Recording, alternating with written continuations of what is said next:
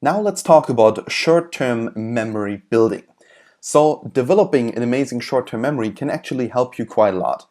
Because let's say someone comes to you and says, could you remember my phone number? It says, oh, I only have a couple of minutes time. I really gotta go and I gotta head onto my cab or something like that.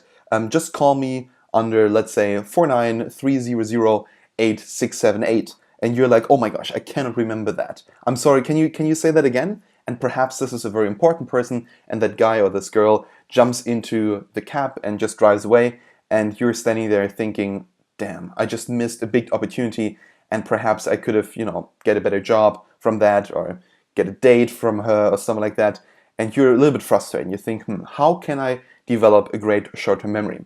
That is what I'm going to show you here in this video. Now, what you have to understand is this. A short-term memory, or at least a good short-term memory, can only be built by a lot of work. And the idea, what short-term memory really is, I want to talk with you about that right now. So a short-term memory is basically something between a second and a day. Most things that we see, we will forget.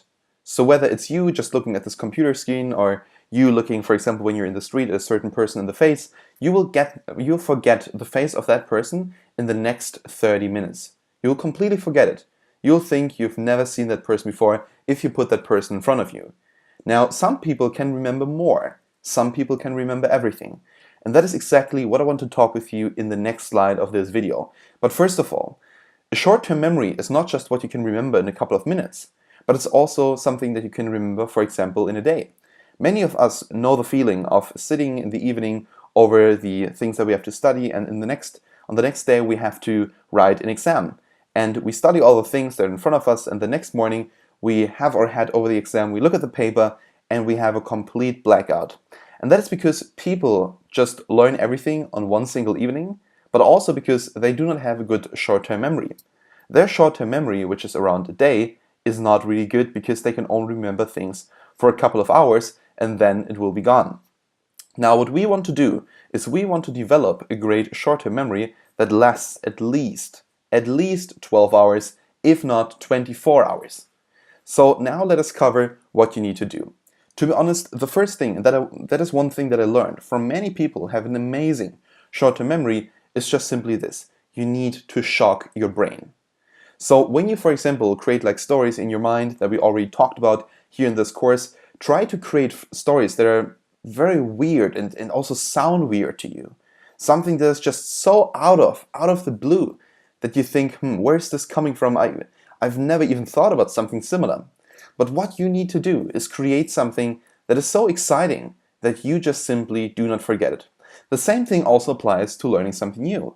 When you learn something that is very shocking, that is perhaps like so interesting, you are shocking your brain. Your brain responds to that. So if you make things interesting, you can remember things much more quickly. Now let's say there's a girl or a guy, and the guy or the girl is jumping into the cab and yells to you their phone number. Well, associate the numbers in the phone number to a little story. Make up a story that is exciting. Make up a story, for example, how you're going to call her, and how many flowers there will be in her room, and how many flowers you bring her, or which kind of cab you're going to take, which number of the cab, which kind of house she could live in, the number of the house, and so on and so on. If you want to use the palace technique and want to create little things in little rooms and put many items in rooms, you can do that as well.